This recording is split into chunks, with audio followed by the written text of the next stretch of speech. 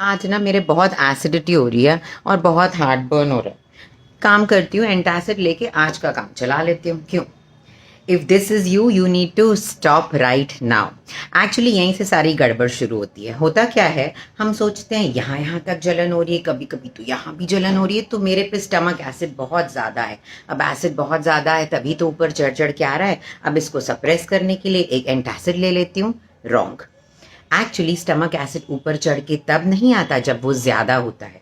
It happens when your stomach acid is weak. होता ये है कि हमारा जो स्टमक होता है और हमारा जो फूड पाइप होता है, ठीक है, इसके बीच में ना एक वाल्व होता है। उस फूड पाइप और स्टमक के बीच में ये वाल्व है ना, एक डोरवे के समान इमेजिन करो। अब जब स्टमक एसिड वीक होता है तो इस वाल्व को बंद होने की, शट होने की सिग्नल ही नहीं मिलती है। तो ये बेचारा कंफ्यूज हो जाता है और खुला रह जाता है। खुला रह जाने की वजह से अनडाइजेस्टेड फूड और वो स्टमक एसिड ऊपर की तरफ आने लग जाता है और हमको हो जाता है हार्ट बर्न। तो स्टमक एसिड का स्ट्रांग होना बहुत इंपॉर्टेंट है ताकि ये वाल्व को सिग्नल मिले कि वो शट डाउन हो सके, बंद हो जाए। और क्यों इंपॉर्टेंट है हमारे स्टमक एसिड का स्ट्रांग होना?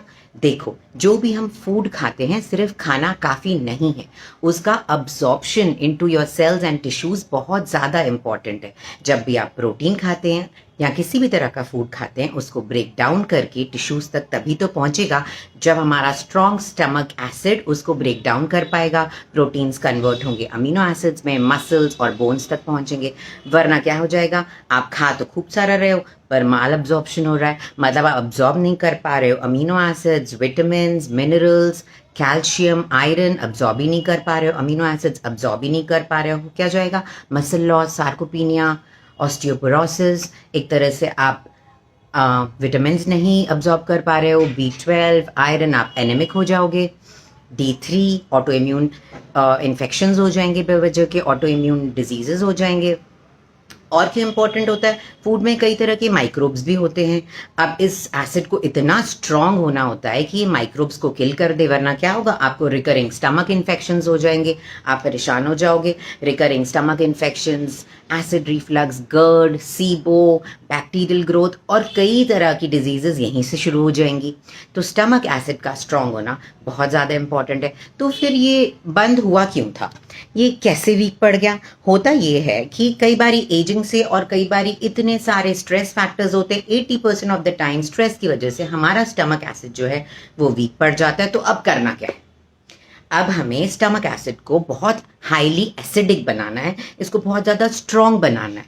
अब देखो, सोल्यूशन इसका ना बहुत ही मल्टी फैक्टोरियल है और कॉन्टेक्स्ट पे भी डिपेंड करता है। शुरू करूं, अगर बोलना स्टार्ट करूं तो वाल्व से, तो अगर जो वाल्व है वहां से शुरू करूं तो उसको रिलैक्स करने के लिए मैग्नीशियम ऐड कर सकते हैं।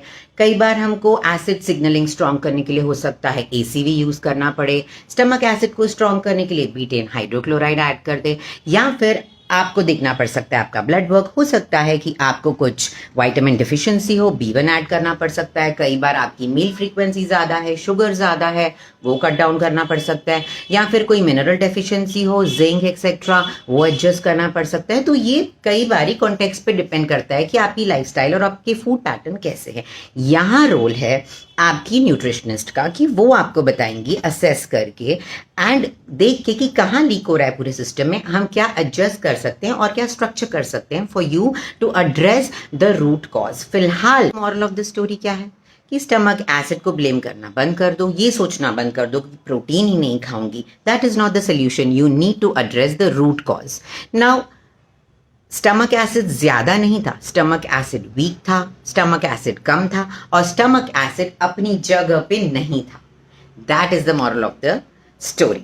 So if all this added a fresh perspective to how you think about digestion, please comment the word acid in the comment box and I will see you in my next reel.